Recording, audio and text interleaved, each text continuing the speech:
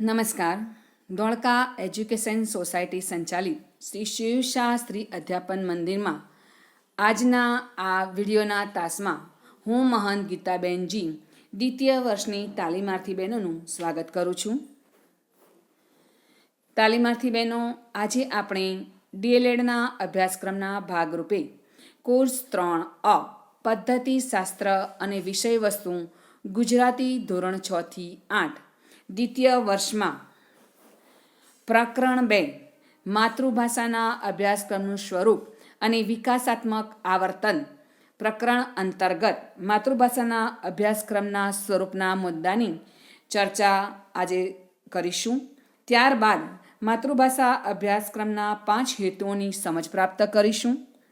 સર્વપ્રથમ આપણે માતૃભાષાના અભ્યાસક્રમના સ્વરૂપ અંતર્ગત તેની પ્રસ્તાવનાની સમજ કેળવીએ. તાલીમાર્થી બહેનો, પ્રથમ વર્ષ ડીએલએડના અભ્યાસક્રમમાં ગુજરાતી ભાષાના અભ્યાસક્રમના સ્વરૂપને આપ શીખી ગયા છો. અધ્યયનની પ્રક્રિયા સતત ચાલતી રહે છે, એટલે પ્રથમ વર્ષના અભ્યાસક્રમનો અનુબંધ જાળવીને આપણે બીજા વર્ષના તાલીમાર્થીઓ ગુજરાતી ભાષામાં પ્રાવીણ્ય પ્રાપ્ત કરે એ બહુ જ મહત્ત્વનું છે. તાલીમાર્થી બહેનો, આપણે સૌ જાણીએ છીએ, આપણે પ્રથમ વર્ષમાં તેનો અભ્યાસ પણ કર્યો છે. માતૃભાષાના હેતુઓ અનુક્રમે સર્વપ્રથમ અર્થગ્રહણ, અભિવ્યક્તિ અને પ્રત્યાયન, સર્જનાત્મકતા, વ્યવહારિક ઉપયોજન અને તાર્કિક ચિંતન છે. પ્રથમ વર્ષમાં આપણે ધોરણ 1 થી 5 સુધી આ હેતુઓના વિકાસાત્મક આવર્તનને શીખી ગયા છીએ. હવે આપણે આ પ્રકરણમાં ધોરણ 6 થી 8ના હેતુઓનું વિકાસાત્મક આવર્તન આ પ્રકરણમાં જોઈશું. પ્રથમ વર્ષમાં ધોરણ 1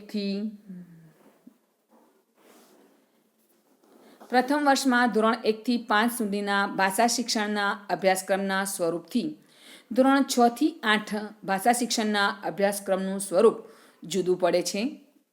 બાળકોનો શારીરિક અને માનસિક વિકાસ થતાં તેમનામાં અર્થગ્રહણ શક્તિ, અભિવ્યક્તિ અને પ્રત્યાયન કૌશલ્ય, સમજશક્તિ, જિજ્ઞાસા જેવા ગુણોનો ક્રમિક વિકાસ થાય છે. આ બાબતોને ધ્યાનમાં રાખીને પાઠ્યપુસ્તકમાં આપેલ સામગ્રી ઉપરાંત તેને અનુરૂપ પૂરક સાહિત્ય સામગ્રી, શૈક્ષણિક સાધન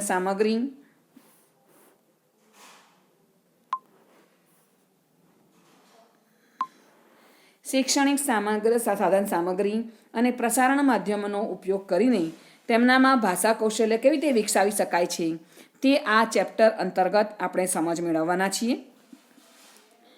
અર્થાત અહીંયા કહેવાનું તાત્પર્ય તે છે તાલીમાર્થી બહેનો કે માતૃભાષા અભ્યાસક્રમના જે 5 હેતુઓ છે, અર્થગ્રહણ, અભિવ્યક્તિ અને પ્રત્યાયન, સર્જનાત્મકતા, વ્યવહારિક ઉપયોજન અને તાર્કિક ચિંતન, આ 5 હેતુઓ આપણે 1 થી 5 સુધીમાં શીખી ગયા છીએ.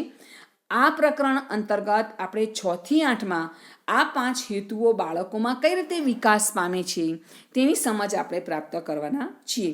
તો હવે આપણે જોઈશું માતૃભાષા અભ્યાસક્રમનું સ્વરૂપ.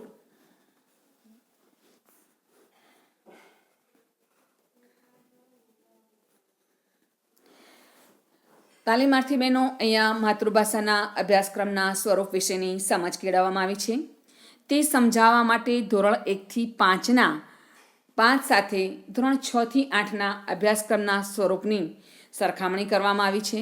તેના તફાવતને સમજાવવાનો પ્રયત્ન કરવામાં આવ્યો છે, જેના દ્વારા આપણે ધોરણ 1 થી 5ના અભ્યાસક્રમનું સ્વરૂપ કેવું હતું અને ધોરણ 6 થી 8માં તે અભ્યાસક્રમનું સ્વરૂપ એટલે કે હેતુઓ, માતૃભાષાના હેતુઓ કઈ રીતે વિકાસ પામે છે, અભ્યાસક્રમમાં કયા પ્રકારના પાઠ્યવસ્તુનો ઉપયોગ કરવામાં આવ્યો છે, કયા પ્રકારના વિષય વસ્તુનો ઉપયોગ કરવામાં આવ્યો છે, મૂકવામાં આવ્યા છે બાળકો માટે, તેની સમજ આપણે આ મુદ્દા અંતર્ગત પ્રાપ્ત કરીશું.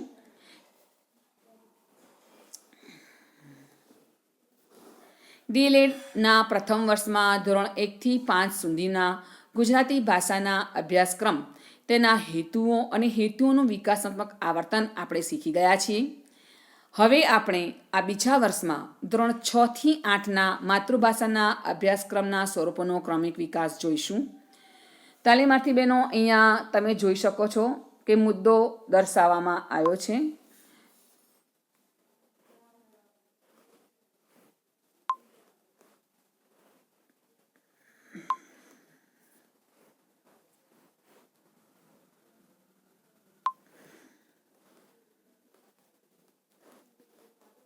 અહીંયા તમે જોઈ શકો છો તાલીમાર્થી બહેનો કે પ્રથમ ધોરણ 1 થી 5 સુધીના બાળકોમાં કુમારાવસ્થાના લક્ષણો જોવા મળે છે.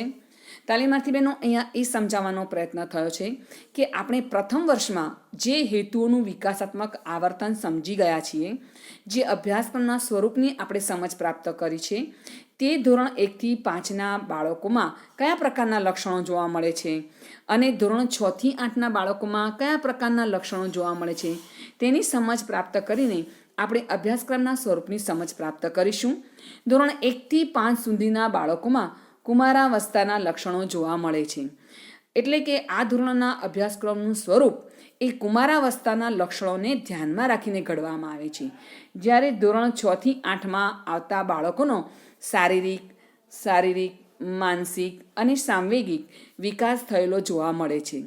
વળી આ બાળકો કુમારાવસ્થામાંથી કિશોરાવસ્થાના ઉંમરે ઊભા હોય ત્યારે તેમની આસપાસનું વાતાવરણ, કુટુંબ પરિવાર, મિત્રો, શોખ, ગમાણગમા જેવા કેટલાય ઘટકો તેમના વિકાસમાં મદદરૂપ કે અવરોધરૂપ બનતા હોય એ સ્વાભાવિક છે. કુમારાવસ્થામાં બાળકોમાં વતન પ્રેમ, ભાઈચારો અને મહાપુરુષોના જીવન ચરિત્રોમાં આદર્શો શોધવા મથે છે. જ્યારે એ જ બાળક મોટું થાય છે, એટલે કે ધોરણ 6 થી 8માં આવે છે, ત્યારે પોતાની જાત પ્રત્યે તે વધારે ગંભીર બને છે, સ્વકેન્દ્રી બનતો જાય છે. તેનામાં એકાંતપ્રિયતા, નેતૃત્વ, ભાંગફોડિયા વૃત્તિ, વિજાતીય પાત્રો પ્રત્યે આકર્ષણ, જિજ્ઞાસા વૃત્તિ જેવા ગુણો જોવા મળે છે. વધતી ઉંમરના સાથે આ બદલાવ આવતો જાય છે. ઉપર મુજબના અને મનોશારીરિક ફેરફારોને ધ્યાનમાં રાખી પાઠ્યપુસ્તકના વિષયોમાં અપાતી વિષયવસ્તુરૂપ સામગ્રીને અનુરૂપ બનાવવાનો પ્રયત્ન કરવામાં આવે છે. આ બાળકો એટલે કે ધોરણ 6 થી 8ના બાળકો સાથે જ્યારે આપણે શિક્ષક તરીકે કામ કરવાનું હોય ત્યારે આપણે સંવેદનશીલ બની વિશ્વાસ કેળવી અને શિક્ષકોએ કામ કરવાનું રહે છે. ધોરણ 6 થી 8ના મનોજગતને અનુરૂપ અભ્યાસક્રમમાં કાવ્યો, વાર્તા, પાઠ, એકાંકી, નાટ્ય અંશો, પ્રવાસ વર્ણન, જીવનચરિત્ર જેવા વિષયોને પસંદ કરવામાં આવે છે. એટલું જ નહીં, ધોરણ 6 થી 8ની ઉંમરના બાળકોને સાહસ કથાઓ, વીર રસને પૂરક એવા વિષય પરની કવિતાઓ અને પાઠો ખૂબ ગમે છે. જેથી આવા પાઠ્ય વિવિધ સાહિત્ય સ્વરૂપો અને તેની અંદર વિવિધ વિષય વસ્તુની અંદર તેને પૂરક સાહિત્ય પીરસવા માટે સાહસ કથાઓ, વીર કથાઓ, રહસ્યમય કથાઓ જેવી વસ્તુઓ પાઠ્યરૂપે પસંદ કરવામાં આવે છે. તો તાલીમાર્થી બહેનો, અહીંયા તમે માતૃભાષાના અભ્યાસક્રમનું સ્વરૂપ ધોરણ 1 થી 5 કરતાં ધોરણ 6 થી 8માં કઈ રીતે જુદું પડે છે તેની સમજ કેળવી. ફરી એક વખત, ધોરણ 1 થી 5ના બાળકો કુમારાવસ્થાના લક્ષણો જોવા મળે છે, જ્યારે 6 થી 8ના બાળકોમાં કિશોરાવસ્થાના લક્ષણો જોવા મળે છે. ધોરણ 1 થી 5ના એટલે કે કુમારાવસ્થાના બાળકોમાં વતન પ્રેમ, રાષ્ટ્રપ્રેમ, ભાઈચારો અને મહાપુરુષોના જીવન ચરિત્રમાંથી આદર્શો શોધવા જેવા ગુણો તેમનામાં ખીલેલા હોય છે. જ્યારે ધોરણ 6 થી 8ના બાળકો સ્વકેન્દ્રી હોય છે. તેમનામાં એકાંતપ્રિયતા, નેતૃત્વ, ભાગફોડિયા વૃત્તિ, વિજાતીય પાત્રો તરફ આકર્ષણ, જિજ્ઞાસા વૃત્તિ જેવા ગુણો જોવા મળે છે. આ જ તેમના મનોશારીરિક વય અવસ્થાને ધ્યાનમાં રાખીને તેમના અભ્યાસક્રમમાં વિવિધ સાહિત્ય સ્વરૂપો જેવા કે વાર્તા, પાઠ, એકાંકીઓ, નાટ્યાંશો, પ્રવાસ વર્ણનો, જીવનચરિત્ર જેવા વિષયો પસંદ કરવામાં આવે છે. તેમજ સાહસ કથાઓ અને વીર રસને પૂરક એવા કાવ્યો અને પાઠો પીરસવામાં આવે છે. તો આ હતું આપણું માતૃભાષાના અભ્યાસક્રમનું 6 થી 8નું સ્વરૂપ. તાલીમાર્થી બહેનો, હવે આપણે માતૃભાષાના હેતુઓ કઈ રીતે 6 થી 8ની અંતર્ગત વિકાસાત્મક આવર્તન પામે છે તેની આપણે સમજ કેળવીશું. હેતુઓનું વિકાસાત્મક આવર્તન એટલે હેતુઓનો ઉત્તરોત્તર વિકાસ થવો. માતૃભાષા અભ્યાસક્રમના મુખ્ય 5 હેતુઓ નીચે મુજબ છે. આપ સૌ જાણો છો, આપણે પ્રથમ વર્ષમાં તેનો અભ્યાસ કરી ચૂક્યા છીએ. તાલીમાર્થી બહેનો, તો પ્રથમ છે અર્થગ્રહણ.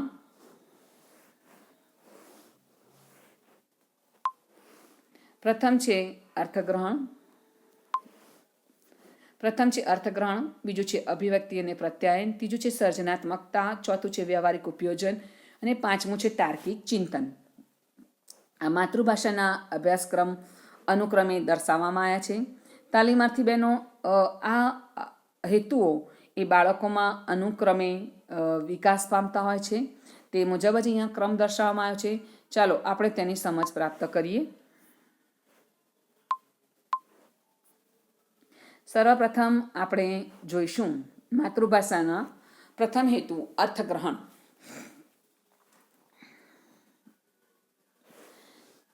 સર્વપ્રથમ જોઈશું આપણે અર્થગ્રહણ. અર્થગ્રહણની વ્યાખ્યા આપણે જોઈશું. શ્રવણ અને વાંચન દ્વારા અર્થગ્રહણ થાય છે. બાળક સાંભળીને, વાંચીને કે ક્યારેક જોઈને અનુભૂતિ દ્વારા જે સમજે છે તે અર્થગ્રહણ. અર્થગ્રહણ ભાષા શિક્ષણનો પ્રથમ અને મહત્વનો હેતુ છે.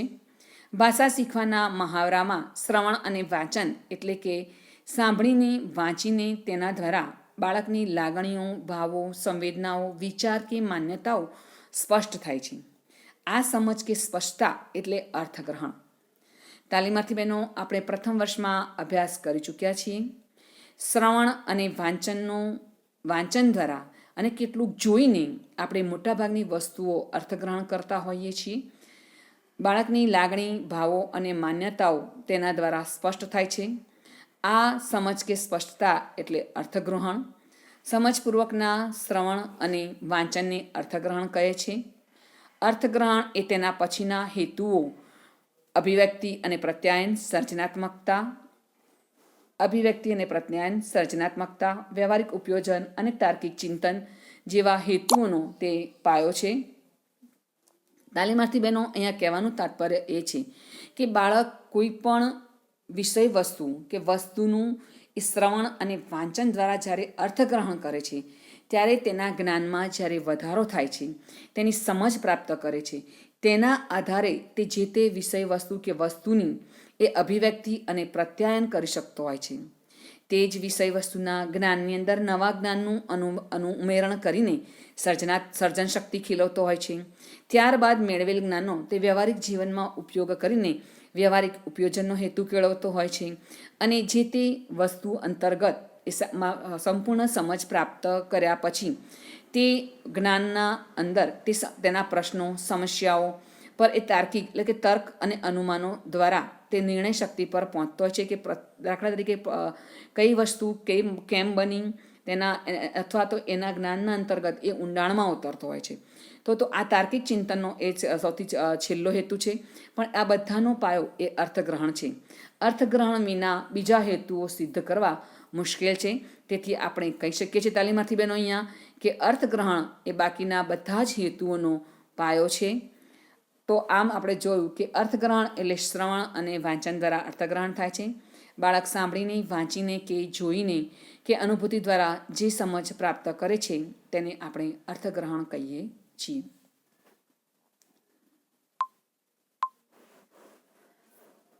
ત્યારબાદ આપણે બીજો હેતુ જોઈશું, અભિવ્યક્તિ અને પ્રત્યાયન.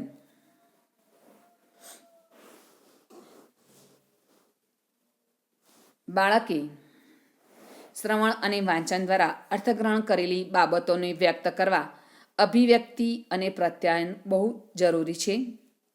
અર્થગ્રહણ થયેલા વિચારો, ભાવો, સંવેદનાઓ, અનુભવો અને જરૂરિયાતોને મૌખિક, લેખિત કે સાંકેતિક રીતે વ્યક્ત કરવામાં આવે તેને અભિવ્યક્તિ કહે છે.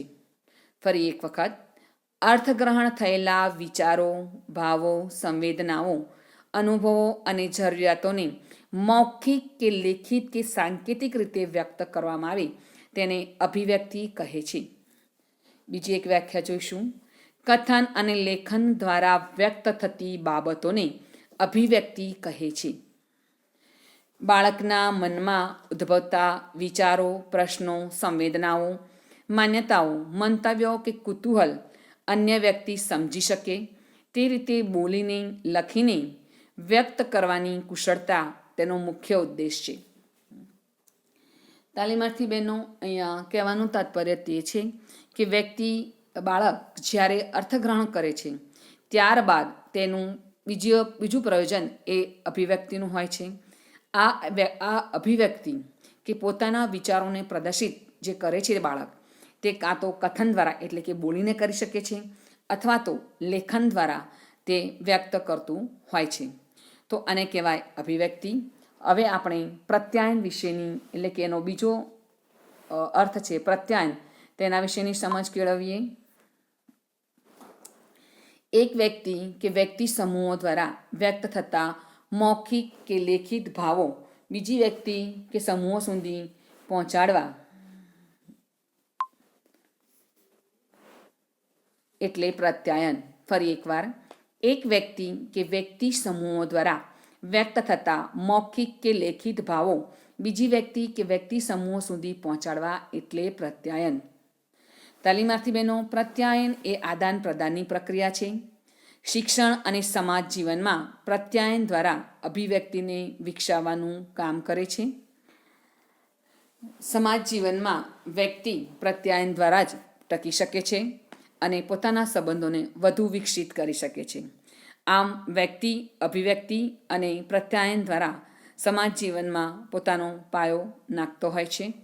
તો અભિવ્યક્તિ અને પ્રત્યાયન પણ મહત્વનો હેતુ છે. ત્યારબાદ બીજો હેતુ આપણે ત્રીજો હેતુ જોઈશું, સર્જનાત્મકતા. સર્જનાત્મકતા એ અભિવ્યક્તિનું એક વિશિષ્ટ સ્વરૂપ છે. નવું નિર્માણ કરવું એટલે સર્જનાત્મકતા. સાદા અર્થમાં આપણે સમજી શકીશું કે કંઈક નવું કરવું, નવું સર્જન કરવું, નવું નિર્માણ કરવું એટલે સર્જનાત્મકતા. પોતાની પાસેની ઉપલબ્ધ સામગ્રીને એટલે કે પોતે જાણતા હોય તેવા શબ્દો, પદો અને વાક્યોને અવનવી રીતે ગોઠવે, પ્રયોજે અને તેમાંથી કોઈ નવો ચમત્કૃતિપૂર્ણ અર્થ થાય તેવું ઈચ્છે એને ભાષામાં સર્જનાત્મકતા કહેવાય. દાખલા તરીકે અહીંયા ઉદાહરણ આપ્યું છે કે આંખથી જોવાયને બદલે જેનાથી જોવાય તે આંખ. તાલીમાર્થી બહેનો, અહીંયા સામાન્ય રીતે એવું કહેવાય છે કે આપણે આંખથી જોઈએ છીએ પણ જેનાથી જોવાય તે આંખ.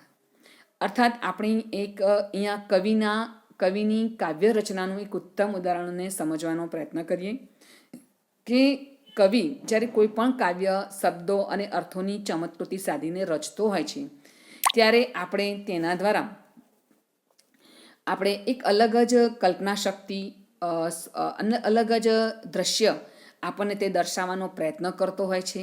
એટલે કે તે તેની આંખે આપણને જે તે વસ્તુનું દર્શન કરાવતો હોય છે. તો આ છે એ સર્જન શક્તિનું ઉત્તમ ઉદાહરણ છે. અર્થગ્રહણથી પ્રાપ્ત થયેલા જ્ઞાન કે સમજ, કંઈક ભાવો, સંવેદનાઓ, ઉર્મિઓને વ્યક્તિ કાલ્પનિક સ્વરૂપે કલાત્મક રીતે વ્યક્ત કરે તે સર્જનાત્મકતા. તાલીમાર્થી બહેનો, અહીંયા આપણે વ્યાખ્યા જોઈ શકીશું કે અર્થગ્રહણથી પ્રાપ્ત થયેલા જ્ઞાન કે સમજ, કંઈક ભાવો, સંવેદનાઓ, ઉર્મિઓને વ્યક્તિ કાલ્પનિક સ્વરૂપે કલાત્મક રીતે વ્યક્ત કરે તે સર્જનાત્મકતા. તો આ રીતે સર્જનાત્મકતાની વિવિધ વ્યાખ્યાઓ આપી છે, તેનો અર્થ સમજાવવાનો પ્રયત્ન કર્યો છે. તો તમને જો પ્રશ્ન એવો પૂછાય કે સર્જનાત્મકતા એટલે શું, તમારે આ વ્યાખ્યા દર્શાવવાની રહે છે તાલીમાર્થી બહેનો. ફરી, અર્થગ્રહણથી પ્રાપ્ત થયેલા સમજ, કંઈક ભાવો, સંવેદનાઓ, ઉર્મિઓને વ્યક્તિ કાલ્પનિક સ્વરૂપે કલાત્મક રીતે વ્યક્ત કરે તે સર્જનાત્મકતા. દરેક વ્યક્તિને થોડે ઘણે અંશે વસ્તુ, વિચાર કે પદાર્થને કલાત્મક રીતે રજૂ કરવાની શક્તિ ઈશ્વર તરફથી મળેલું એક વરદાન છે. ભાષામાં સર્જનાત્મકતા એટલે ભાષાના કલાત્મક ઉપયોગ દ્વારા પોતાના ભાવો, સંવેદનાઓને મૌલિક રીતે અભિવ્યક્તિ કરવી. સાહિત્યકારનું કાવ્ય કે વાર્તા સર્જન એ ભાષા સર્જનાત્મકતાનું ઉત્તમ ઉદાહરણ છે. પણ તાલીમાર્થી બહેનો, અહીંયા એનો અર્થ એ નથી કે પ્રત્યેક બાળક કોઈ કવિ કે લેખક બને. હા, પરંતુ અહીંયા એ હેતુ ચોક્કસ છે કે કોઈ પણ ભાષા, માતૃભાષાની અંદર બાળકને સાહિત્યની અંદર કે વિષય વસ્તુની અંદર રહેલો અર્થને સમજી શકે, તેના આનંદને માણી શકે, તે આ ભાષા શિક્ષણનો મહત્વનો હેતુ છે. બાળક પોતાની વય કક્ષાને અનુરૂપ પાઠ્યપુસ્તકમાં આવતા ગદ્ય પદ્ય સ્વરૂપોનો આસ્વાદ માણી શકે, માતૃભાષાના વૈભવ અને વારસાને સમજે, જાણે અને તેનું ગૌરવ પ્રાપ્ત કરી શકે તે આ હેતુનો મહત્વનો ઉદ્દેશ છે. તો અહીંયા તાલીમાર્થી બહેનો સર્જનાત્મકતા એટલે શું, સર્જનાત્મકતાનો મહત્વનો ઉદ્દેશ શું છે તેની સમજ આપણે પ્રાપ્ત કરી. હવે આપણે ચોથો હેતુ છે વ્યવહારિક ઉપયોજન. વ્યક્તિએ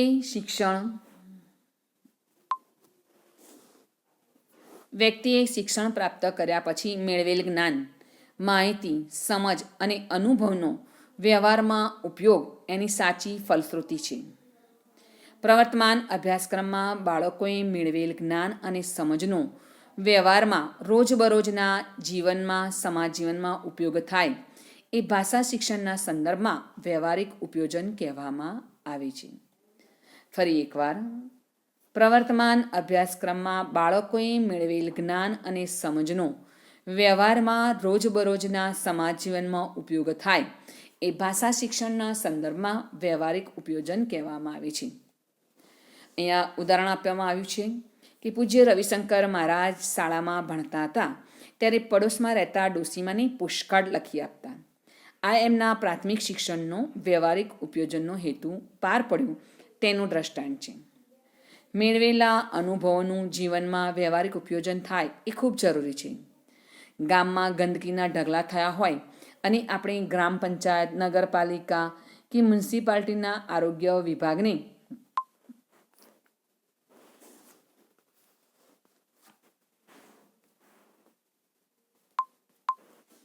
અરજી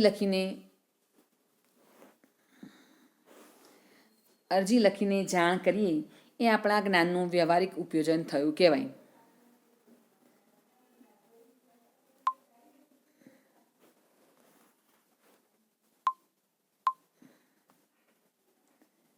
આપણા જ્ઞાન, સમજ અને અનુભવોનું અન્ય વ્યક્તિ કે સમાજ માટે વ્યવહારિક ઉપયોજન ન થાય તો એ જ્ઞાન પ્રાપ્તિનો શું અર્થ? પ્રાપ્ત કરેલ ભાષા કૌશલ્યો, શબ્દ ભંડોળનો ઉચિત ઉપયોગ કરવો એટલે ભાષા શિક્ષણનું વ્યવહારિક ઉપયોજન થયું કહેવાય. તો જ તેનો હેતુ સિદ્ધ થયો ગણાય. અર્થાત તાલીમાર્થી બહેનો, વ્યવહારિક ઉપયોજનના સંદર્ભમાં આપણે એટલું કહી શકીએ કે વિષય વસ્તુ દ્વારા પ્રાપ્ત કરેલ જ્ઞાનનો આપણે વ્યવહારિક જીવનમાં મહદઅંશે ઉપયોગ કરવો જોઈએ. માતૃભાષા શિક્ષણના સંદર્ભમાં આપણે કહી શકીએ કે આપણે જ્યારે કોઈ અરજી લેખન કરીએ, પત્ર લેખન કરીએ કે કોઈ પણ જગ્યાએ આપણે મેળવેલ જ્ઞાનનો પોતાના વ્યવહારિક જીવનમાં ઉપયોગ કરતા હોઈએ છીએ. બોલચાલની ભાષામાં તેવા શબ્દ ભંડોળનો ઉપયોગ કરતા હોય છે, તેને વ્યવહારિક ઉપયોજન કહી શકાય છે. ત્યાર પછી આપણો પાંચમો હેતુ છે તાર્કિક ચિંતન. તાર્કિક ચિંતન એટલે શું? તો વ્યક્તિએ મેળવેલ જ્ઞાન, સમજ અને શૈક્ષણિક અનુભવોને આધારે કોઈ પણ ઘટના કે પ્રસંગના સંદર્ભમાં એના મનમાં ઉદ્ભવતા પ્રશ્નો, સમસ્યાઓ કે શંકાઓનું ઘટના કે પ્રસંગ અંગે કાર્યકારણ સંબંધ શોધી ચિંતન કરી પોતાના મનમાં ઉદ્ભવતા પ્રશ્નો, સમસ્યાઓ કે શંકાઓનું નિરાકરણ લાવવા મથામણ કરે છે. આ અંગે તે તર્કબદ્ધ અનુમાનો કરવા એટલે તાર્કિક ચિંતન.